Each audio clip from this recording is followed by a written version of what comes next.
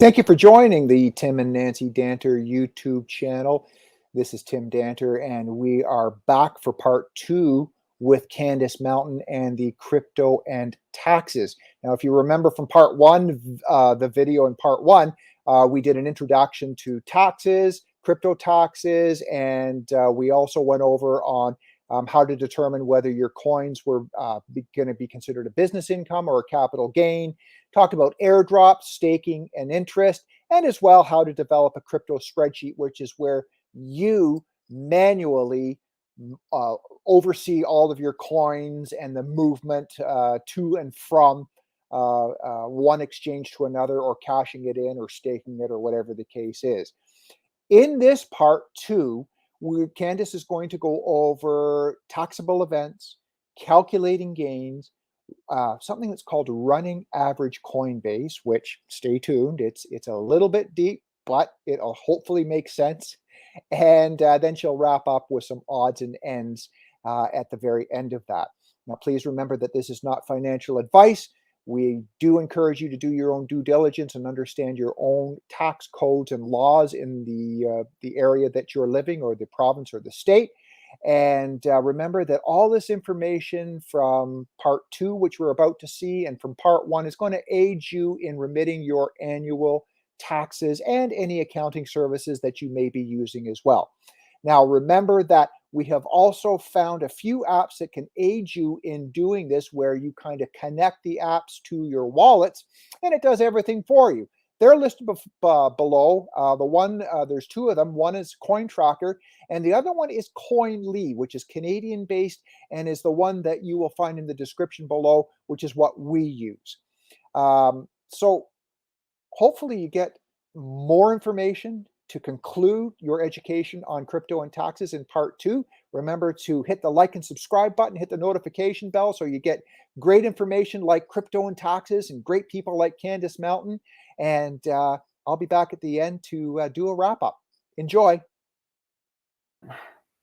Okay, and that leads us to taxable events. So what constitutes a taxable event? That's the big thing. There's a whole bunch of different things, but the big one, of course, is converting crypto into fiat currency. So for those of you new to the channel, fiat is like the regular Canadian dollar. So whenever you sell your crypto, that is a taxable event. The next one is if you exchange one crypto for another. The way the CRA looks at that is you're not really changing a Bitcoin into an Ethereum. You're changing a Bitcoin into a Canadian dollar, creating a taxable event. Then that Canadian dollar is buying Ethereum. It's not an exchange, actually. It looks like it does on the exchanges. That's how they kind of, they do it that way because it makes it very much easier for you guys, but it's not that way.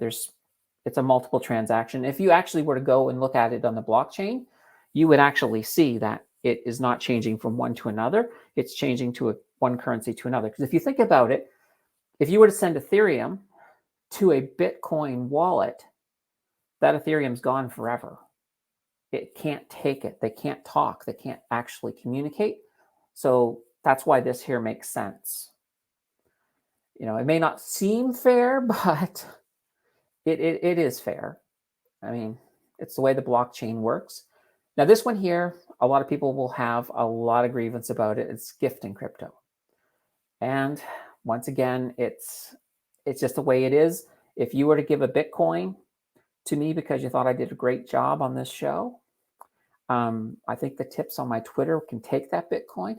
But anyway, if you were to give me a Bitcoin, what would end up happening is that I would accept that Bitcoin as a $0 gift, sort of the same as if it were an airdrop. And then I would pay, if I sold it, I would pay capital tax on that whole amount. From your perspective, you have just sold that Bitcoin. So you're going to actually pay you're going to pay for it like as if you sold it. It doesn't matter, even though you've given it away, even though you accepted $0 for it, it doesn't matter. It has to do with the value of the coin that you've just no longer in your custody. So you would have to pay it. Now, there was a question last night about, well, what if I lose my coin? What if I lose my wallet? Well, in that case, there's no taxable event because nobody's receiving it. So there's nothing is being sold, nothing's being transferred from one person to another. Okay. Now, if you use your Bitcoin to buy goods or services, that would be a taxable event. Now, somewhere down the road, if Bitcoin ever does become legal tender, some of these rules may very well change. And as it is now, the rules every year seem to be getting a little bit more defined as the CRA is slowly wrapping their minds around Bitcoin. I think the rest of the altcoins probably confuse the dickens out of them, but they're getting there. Okay, now we're coming into the part where the math is. And this is the part that I tried to describe last night, but without the visual aids, I don't think it hit. I don't think it could hit. And it's all about calculating your gains. So the first thing we need to do is we need to calculate something called a running average Coinbase. And I'm going to explain exactly what that is here in a minute. But we use that against a taxable event to figure out how much your gain or your loss is. Okay. This is very easy to do with the basic spreadsheet skills. Hopefully, most of you have some basic spreadsheet skills. Pretty much you need to be able to add and divide on a spreadsheet. If you can do both of those operations, you can pull this off. Okay. Now, there are some paid services like KOINLY that can do it for you. And I think, Tim, what was the name of the company that you use? Coin Tracker. Coin Tracker. So they may be able to do it as well. So is that a paid or is that free? Both. Okay. I think it gives you a general idea of what you're holding, and then once you want the devil in the details, you have to pay for a subscription or something like that, which is what I'll be paying for. Well, at the same time, you know what? Sometimes it pays to pay for a subscription if it helps you out. Now, as I also said, there are also some very expensive accountants that are happy to do all of this for you. My view is that accountants are definitely very useful, but if you do all the legwork ahead of time for them, then it's not going to take them as long to get through your taxes, which means that you're not going to be paying as much. So something to keep in mind. All right. Now here comes the fun part. This is where we're going to get into some math. So we're going to talk about the running average Coinbase. And I have with me this nice little chart that I couldn't show you last night. So what I've basically done is I've created a fake coin. We'll call it, somebody last night in chat had said that we should have a Crypto Night in Canada coin. So this is our Crypto Night in Canada coin. So in the beginning of the year, this is where we open. Now, keep in mind, this is also when we first get into crypto. So if you began crypto 10 years ago, you're not going to probably be starting at 0 coins. But I kept the numbers very small and easy just to make the math very easy to see. So if you case here, your open coin, very first day, you have nothing. You buy 1. So then your total coins is, well, 1. So 1 plus 0 is 1. Our open price is 0 because, well, we had no coins. So because we had no coins to start the day, we had no money. So 0. On that first day, that coin was a $10 coin. So that's how much it cost. So the close price is $10 because it was a $10 coin and we only bought 1. Now, when we look at our average running Coinbase, so average Coinbase number, it's $10. Now, the reason it's $10 is that we're dealing with 1 coin with a total price of $10. That just works out. And we're going to actually divide the 10 by the 1. So that's where the division comes in. I'll show you the formula here in a minute, and we're going to do a live example here momentarily too. So just to take it to the next entry, well, we have a 1 here in our open coins because we had the 1 coin we already bought. So that was our running total. And we bought another 1 coin, meaning our total is now 2. Okay, so our open price was 10 because that's how much we had before this transaction. We had $10 from the previous day. And today, well, our crypto night in Canada coin, it went up a whole $1. We're doing well on the market, green candlesticks. So now the close price is going to be $21. It's the $10 from the day before plus the $11 that we spent that day. So $21. So our average coin, this is a mouthful. I would never try to say it 3 times fast, but our running average coin base is now going to be, well, $10.50. Why? Because we're taking that $21 right there and we're dividing it by our total number of coins, which is 2. So that gives us an average of $10.50. And you'll see each day, so the next day we bought 2 coins. We opened with 2 coins, we bought a half a coin. And that takes us up to 2.5. Our total spent is now $21. Or sorry, no, the open price was $21 on the coin. So that coin's doing really, really well. But when you look at our close price here, $45, we're now looking at $18.40, and that's because we're taking our $45, and this time we're dividing it here by 2.5, because those are our total. And that's how it keeps on working. And as you're going through each month, you're adding it all up, and no matter how many you're buying, you're going to see that your average coin value is going to change. So even by the end of the year, we're looking at an $18 price on the coin, but our actual average is $10.78.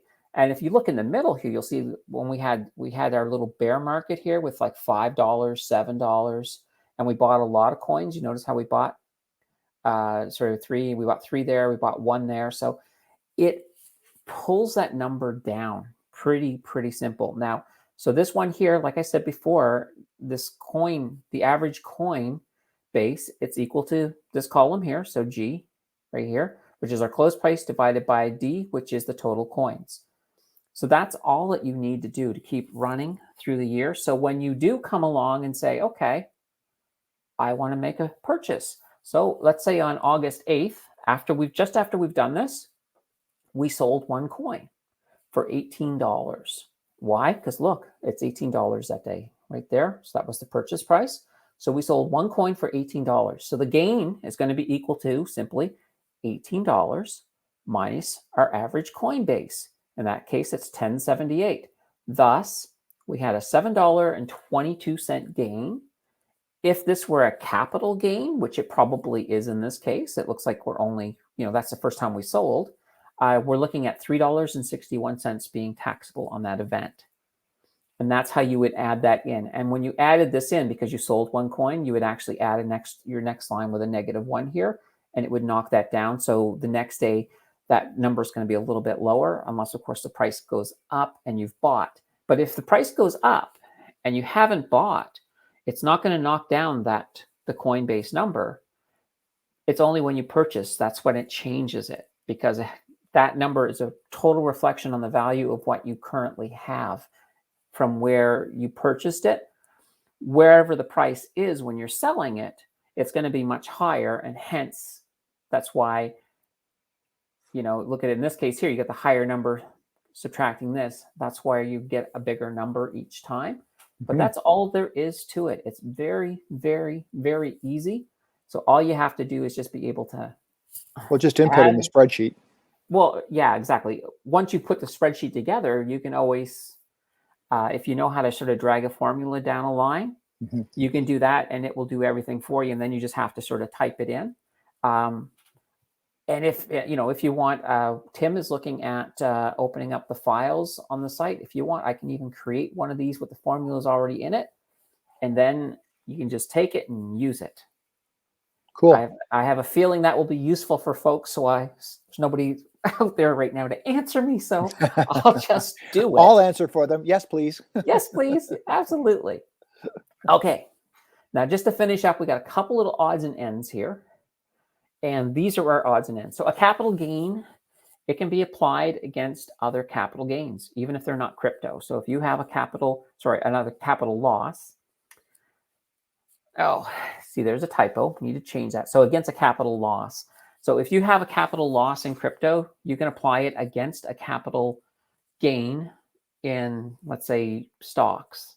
or commodities. So they intermix. But if you have income owing just from regular income, that you cannot use a capital gain against.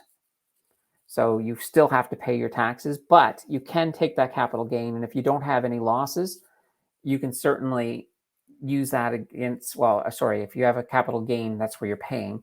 If you have a capital gain, you can use that against capital losses, or you can use capital losses and carry things forward. But you can't go backwards, but you can carry it forward. With crypto, they don't have any rules currently on how long you can carry it forward. Like with stocks, I believe it's 7 years is the maximum you can carry something forward. But with crypto, there's no specific rules yet. This year, I imagine that the CRA will probably put something in because they usually don't like open-ended things like that. So that could be something that definitely changes in the future. So that, in a nutshell, is the end, well, for now. Because as I said, CRA loves changing things, and they're going to fiddle and they're going to faddle, and 2 years from now, this will probably be all out of date and we'll have to redo it.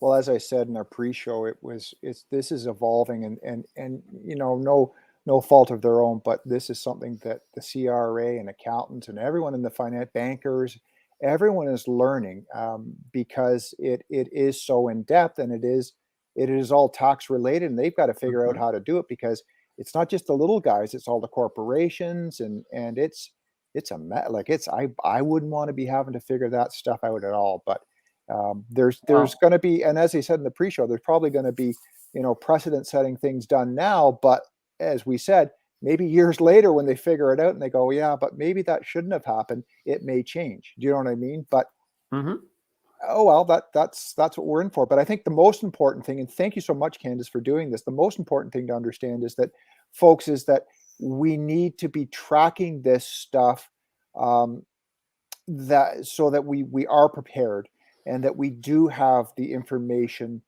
ready. So at a moment's notice, if we need to include it in taxes, or we get called out to have to prove it, it's no different than having to prove receipts for business expenses.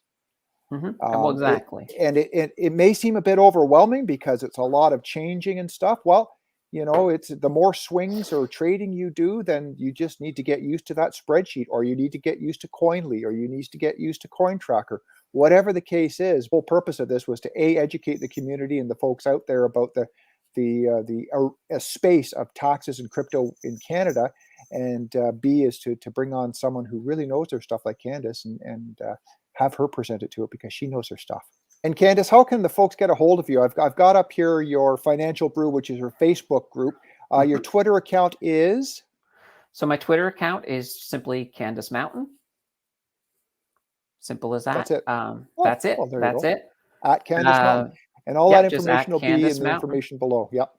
Absolutely. And of course, there's my YouTube channel as well. If you like these style tutorials, jump over there. I've got stuff coming up, 2 videos a week, and going to be adding a live stream every week too. Yep. In addition to the Crypto Night in Canada. Yeah, no, and Candace is a terrific complement to the Crypto Night in Canada, to the High Rye channel. She just has something else that these 2 channels don't bring.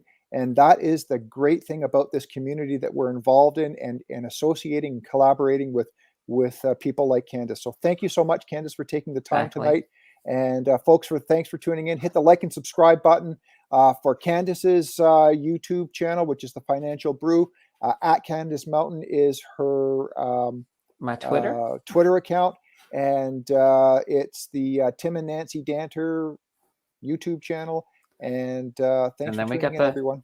And we got the Financial Brew YouTube channel. Come over there too. Oh, Financial Brew YouTube channel. Pardon me. Yes, Financial Brew YouTube channel. Well, this concludes part 2 of the 2-part series in crypto and taxes.